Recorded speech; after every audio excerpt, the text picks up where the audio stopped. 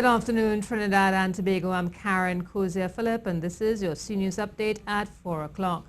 Minister of Education Anthony Garcia says he expects a final report into the incident that left a 9-year-old with a broken arm to be submitted by Monday.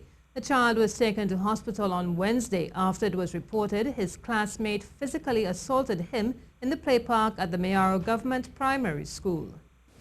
It has not yet been determined that the injuries suffered by this student are as a result of bullying. We have in our possession a report from the principal who indicated to us there were 2 Standard 1 students who were at play. We have asked the line supervisor to conduct a thorough investigation into this matter and report to the Ministry of Education by Monday, the 6th of February.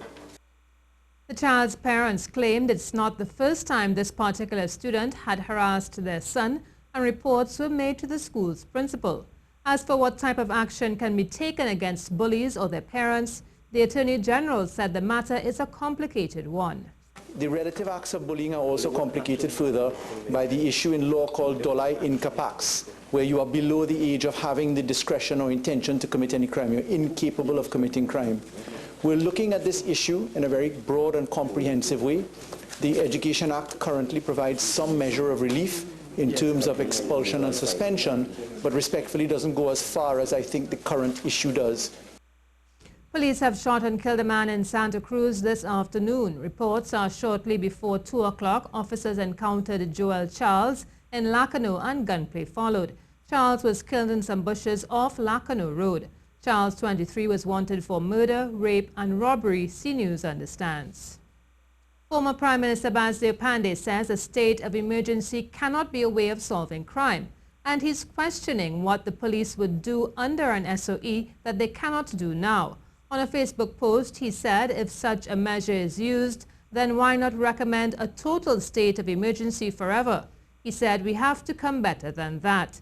Mr. Panday said you do not need a rocket scientist to tell you what to do about crime. We all know what has to be done. But he said this and the last government did not have the guts or political will to do it.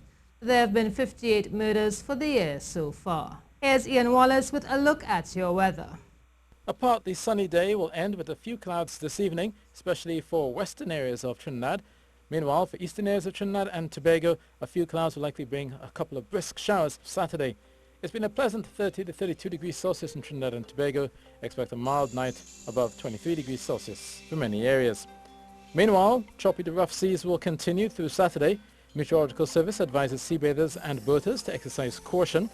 Offshore waves of 2.5 meters, reaching 3 meters at times to the Caribbean and the Atlantic, with strong easterly breezes of 20 knots and easterly swells of 10 to 11 seconds. The stiff winds will carry on whipping the seas through the weekend. Tide is low at 3 a.m., then high at 9:30 a.m. That is the latest weather, and I am meteorologist Ian Wallace. And that was your C News update. I am Karen Kozia-Phillip.